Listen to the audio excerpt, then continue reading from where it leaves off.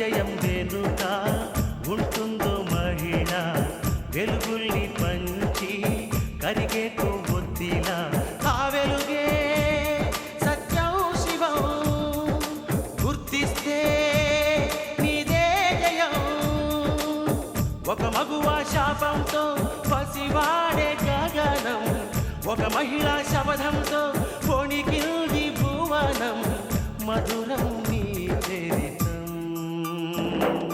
సాహసమే నీ ఆయుధం సాధించే నీ ఆశయం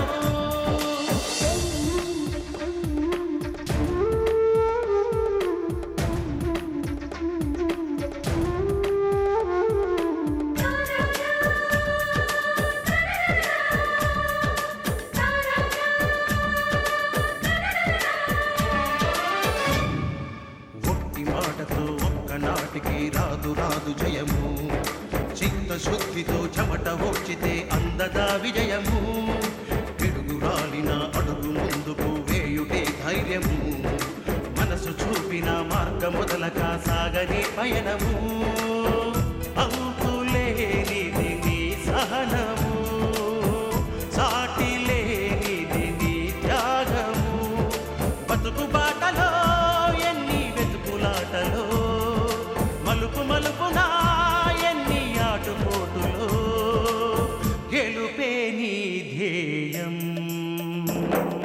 సాహసమే నీ ఆయుధం సాధించే నీ ఆశయం సాహసమే నీ ఆయుధం సాధించే నీ ఆశయం. జానకి గొంతు నొక్కి నాయుడుగారు చంపబోవడం నేను స్పృహ కోల్పోతూ చూశాను. కాసేపటికి తిరిగి నేను స్పృహలోకొచ్చాను.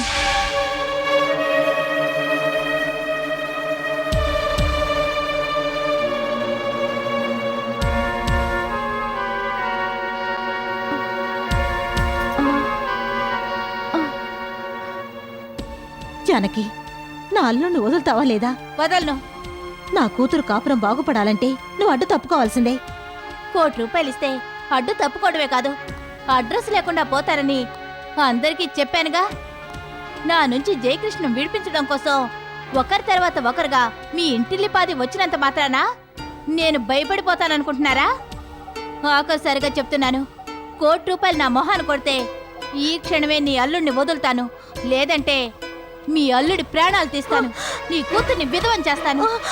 రేపు సాయంత్రం వరకు గడివిస్తున్నాను. ఆలోగా ₹1 ఇస్తారో లేక మీ అల్లుడి మీద ఆశ వదులుకుంటారో మీ ఇష్టం. జానకి, నువ్వు నాలాంటి ఆడదానివేగా? ఆడదాన్నే. నీకు జాలి కనికరం లేవా? లేవు. నీ కాళ్ళు పట్టుకుంటానమ్మా. కాళ్ళు పట్టుకున్నా కన్నీళ్లు పెట్టుకున్నా సెంటిమెంట్ డైలాగులతో నన్ను ఆకట్టుకోవాలనుకున్నా ఏమీ లాభం లేదమ్మా. నా విలువైన కాలాన్ని వృధా చేయకో. జానకి, మర్యాదగా చెప్పి చూశాను, బతిమాలాను, కానీ నువ్వు వినిపించుకోవడం లేదు. నేను నీకన్నా తెగించిన దాన్ని. నేనన్నట్టుగా నా అల్లుణ్ణి వదలకపోతే ముందు నువ్వుండవు. ఏమిటే బెదిరిస్తున్నావా? బెదిరించడం కాదే, హెచ్చరిస్తున్నాను. నా అల్లుని వదులుతావా లేదా? వదలను. వదులుతావా లేదా? వదలను. వదులుతావా లేదా? వదలను వదలను వదలను. అయితే నిన్ను నేను బతకనివ్వను. చంపేస్తాను.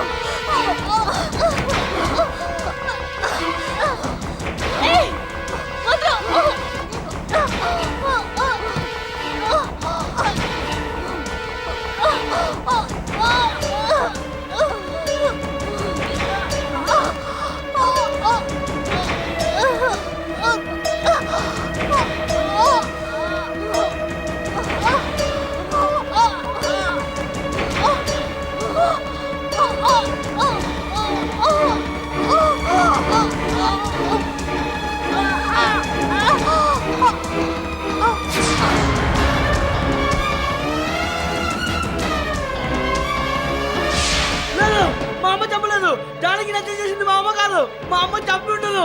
ఇది చెప్పేది అవదు అత్తయ్య. మా అమ్మ హత్య చేసి ఉండదు అత్తయ్య. అత్తయ్య నమ్మండి అత్తయ్య. అత్తయ్య ఇది చెప్పేది అవదు. మా అమ్మ హత్య చేసి ఉండదు. బామ్మ నమ్మండి బామ్మ, మా అమ్మ హత్య చేసి ఉండదు. అమ్మ చెప్పమ్మా. అత్తయ్య ఇది చెప్పేది నమ్మదు మా అమ్మ హత్య చేయలేదు అత్తయ్య ఇది చెప్పేది నమ్మదు ఇది చెప్పేది అవ్వదు అత్తయ్య నమ్మదు అత్తయ్య మా అమ్మ హత్య చేయలేదు అత్తయ్య అత్తయ్య ఇది చెప్పేది నమ్మదు అత్తయ్య మా అమ్మ ఆర్డర్ ఆర్డర్ ఆర్డర్ మా అమ్మ హత్య చేయలేదు మా అమ్మ హత్య చేయలేదు మా అమ్మ హత్య చేయలేదు మా అమ్మ హత్య చేయలేదు. సో ఇందు మండపాక లక్ష్మి అనబడే మీ మేనత్త జానకిని హత్య చేసింది అంటావు, ఇది మేము నమ్మొచ్చా? ముమ్మాటికి నమ్మొచ్చు.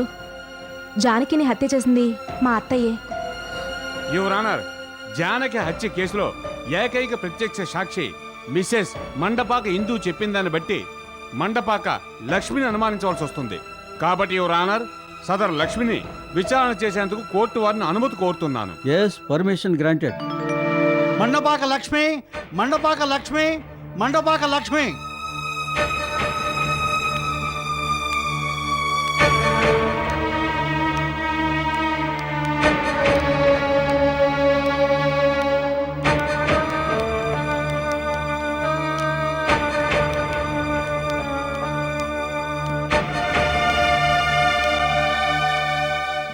నమస్కారం. మీ కోడలు మండపాక ఇందు చెప్పింది మీరు విన్నారుగా. విన్నాను. జానకిని హత్య చేసింది మీరేనని ఇందు చెప్తుంది. ఆ హత్య మీరే చేశారా? నేనే చేశాను.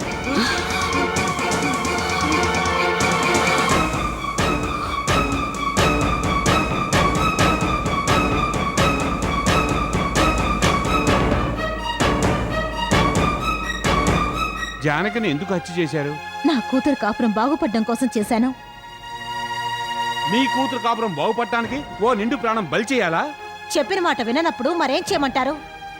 కన్నీళ్లు పెట్టుకున్నాను, కాళ్ళు పట్టుకున్నాను, ఎన్ని విధాలుగా బతిమాలాలో అన్ని విధాలుగా బతిమాలాను.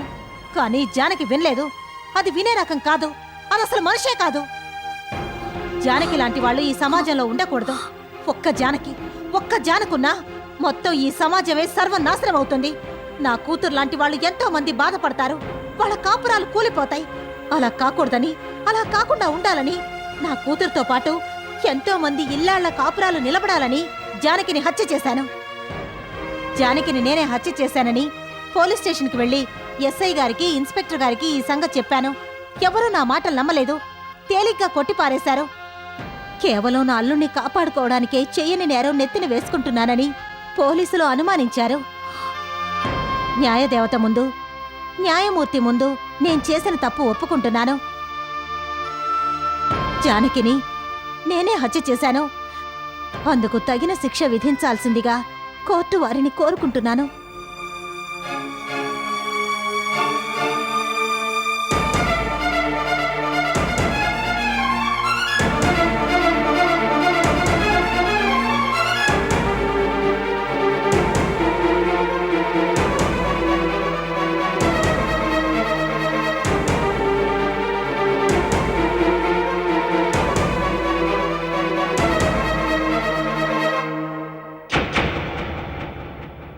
జానకిని తాను హత్య చేసినట్లుగా శ్రీమతి మండపాక లక్ష్మి తనంతట తానుగా మా సమక్షంలో అంగీకరించింది.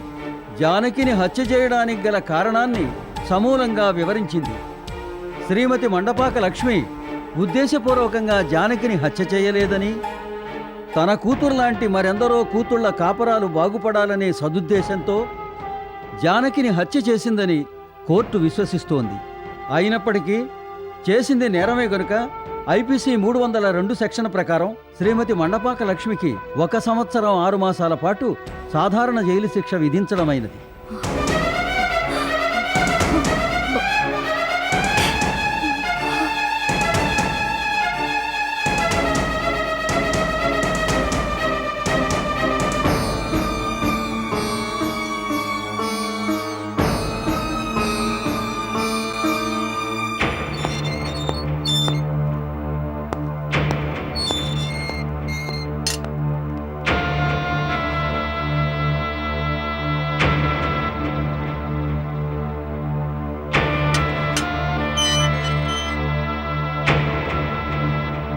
లోపలికెళ్ళమ్మా.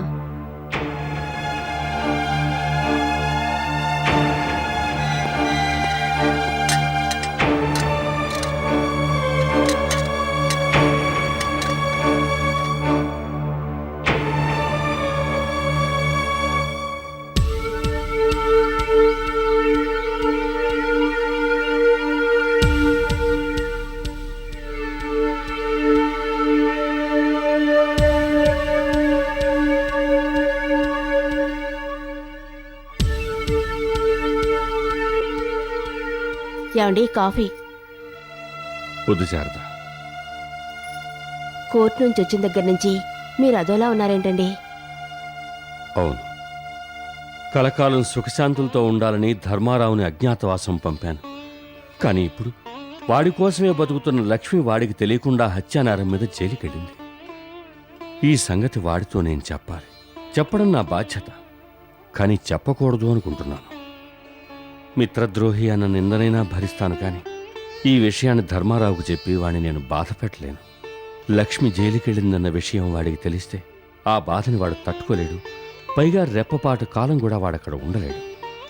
నిజాన్ని దాస్తున్నందుకు ఒక బాధ, వెల్లడిస్తే ఇంకో బాధ. ఏం చేయాలో పాలుపోని పరిస్థితుల్లో ఉన్నాను. ఆ దేవుని మీద భారం వేయడమే ప్రస్తుతం మీరు చేయగలిగింది.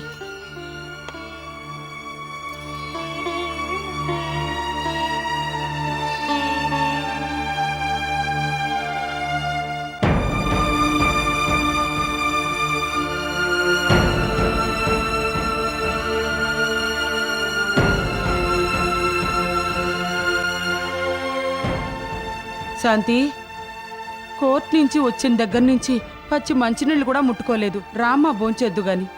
నాకు ఆకలేదమ్మా. అలా అంటే ఎలాగమ్మా? ఎంత తినగలిగితే అంత తిను.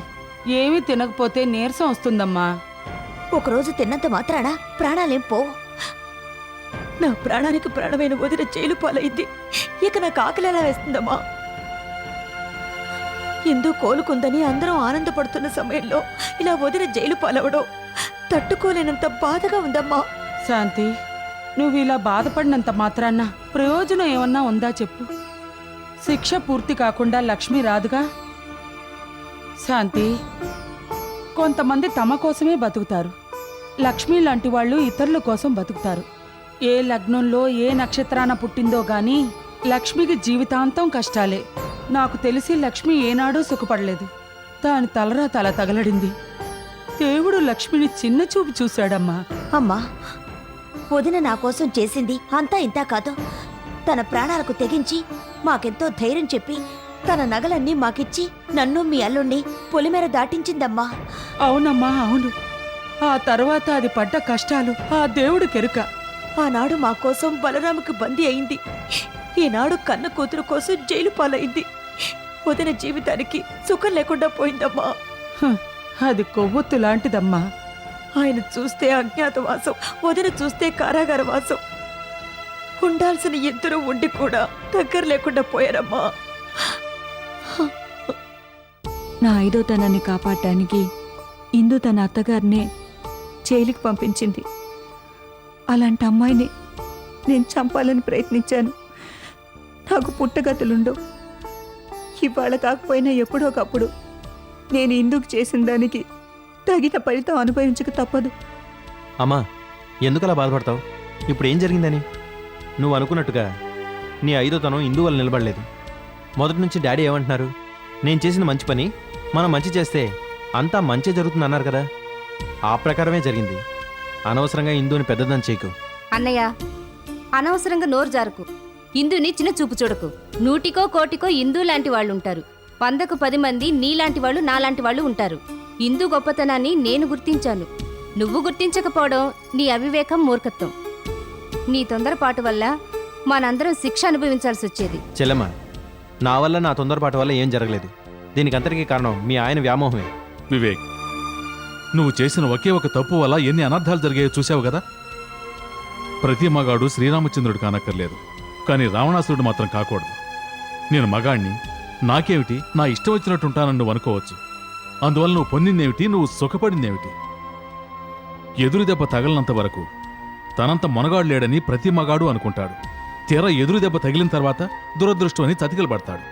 ఆలోగా వ్యక్తిత్వాన్ని, నమ్మకాన్ని, అభిమానాన్ని కోల్పోతాడు. కోల్పోయిన వాటిని తిరిగి పొందలేక తనలో తానే కుమిలిపోతాడు, పశ్చాత్తాపడతాడు. అంత మాత్రాన తననెవరూ ఆదరించరు, అభిమానించరు, కనీసం జాలి కూడా పడరు. నువ్వు చేసిన తప్పు ఎంతోమంది నేర్పించింది. జరిగిందేదో జరిగింది. ఇక నుంచైనా బుద్ధిగా ఉండు.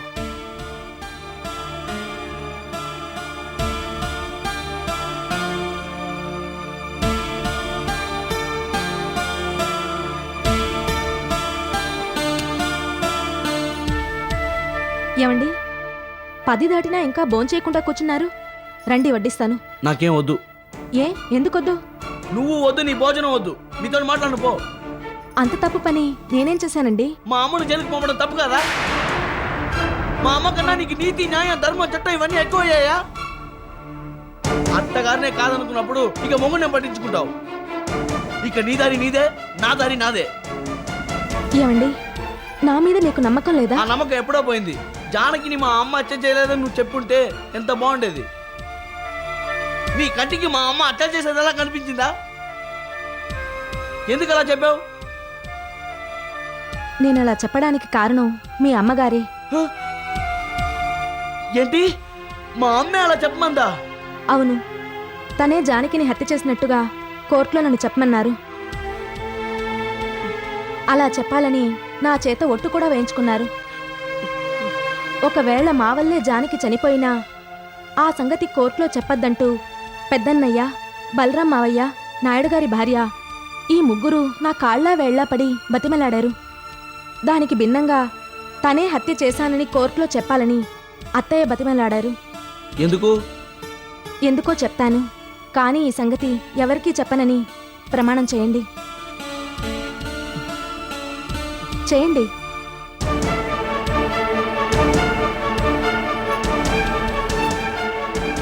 నాకు గతం గుర్తొచ్చిన వెంటనే జానకిని ఎవరు హత్య చేశారని మీ అమ్మగారు నన్ను అడిగారు. ఇందు 100 అబద్ధాలాడైనా సరే ఒక పెళ్లి చేయమన్నారు. అత్యవసర పరిస్థితుల్లో అబద్ధం ఆడడం తప్పేం కాదని పురాణ పురుషుడు ధర్మరాజే అన్నాడు. 1000 కాపురాలు బాగుండాలంటే ఒక మహానుభావుడు బతికుండాలి. ఆ మహానుభావుడు బతికుండడం కోసం నువ్వొక అబద్ధం ఆడాలి. జానకిని హత్య చేసింది నేను కాదు, మా వారు కాదు అంటూ జయకృష్ణ, మీ మావగారు, యమునమ్మగారు నీతో అన్నారు. తమకు వ్యతిరేకంగా కోర్టులో సాక్ష్యం చెప్పొద్దంటూ ఆ ముగ్గురు నిన్ను బతిమాలుకున్నారు. జయకృష్ణే హంతకుడని నువ్వు సాక్ష్యం చెప్తే నిలబడిన నా కూతురి కాపురం తిరిగి కూలిపోతుంది. మీ మావయ్య హంతకుడని చెప్తే నాకు అన్యాయం జరుగుతుంది. నా కూతురికి నాకు అన్యాయం జరుగుతుందన్న బాధ కన్నా నాయుడు గారికి వ్యతిరేకంగా నువ్వు గనక సాక్ష్యం చెప్తే 100,000 కుటుంబాలు నాశనం అవుతాయన్న బాధ నన్ను తొలిచివేస్తోంది. నాయుడు గారు లాంటి మంచి మనిషి ఈ సమాజానికి కావాలమ్మా. ఆయనకి తెలిసి ఆయన ఏనాడు ఎవరికి ఏ హాని చేయలేదు. వీలైనంత వరకు ఉపకారాలే చేస్తూ వచ్చారు. అందుకని 10 మందికి ఉపయోగపడే వ్యక్తి జైలుకు వెళ్ళకూడదు. నాయుడు గారే జానకిని హత్య చేసినా ఆ సంగతి నువ్వు కోర్టులో చెప్పడానికి వీల్లేదు. నాయుడు గారికి బదులు నేనే హత్య చేసినట్టుగా నువ్వు కోర్టులో చెప్పాలి. అవునమ్మా, అసలు హంతకుడెవరో నీకు తెలుసు. అసలు నువ్వు నిజమే చెప్పాలనుకో. నిజం చెప్పి నాయుడు గారిని నువ్వు జైలుకు పంపితే 100,000 కుటుంబాలు వీధిన పడతాయి. నేను జైలుకు వెళితే ఎవరికీ ఏ సమస్య ఉండదు. అందుకని నువ్వు నన్ను హంతకురాలు చేయాలి. కాదు, నా వల్ల కాదు. నీ వల్లే కావాలమ్మా. నువ్వలా చెప్తే మరింట్లో వాళ్ళంతా బాధపడతారు. మా అన్నయ్య కుమిలిపోతాడు. మన వాళ్ళందరికీ నేను నచ్చ చెప్పుకుంటాను. నువ్వు మాత్రం నన్ను జైలుకు పంపాలి, లేకపోతే నా మీద ఒట్టే.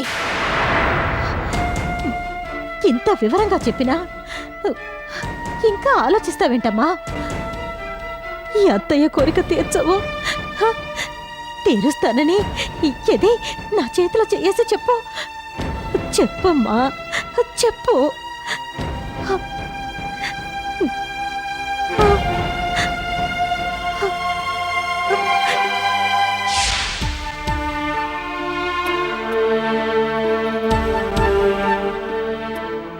ఇదండి జరిగింది. ఇందు, నిజంగా మా అమ్మ అలా తప్పుడు సాక్ష్యం చెప్పమందా? అవునండి, అందుకే అన్నం పుణ్యం ఎరగని అత్తయ్య గారిని హంతకురాల్ని చేశాను. నన్ను క్షమించండి.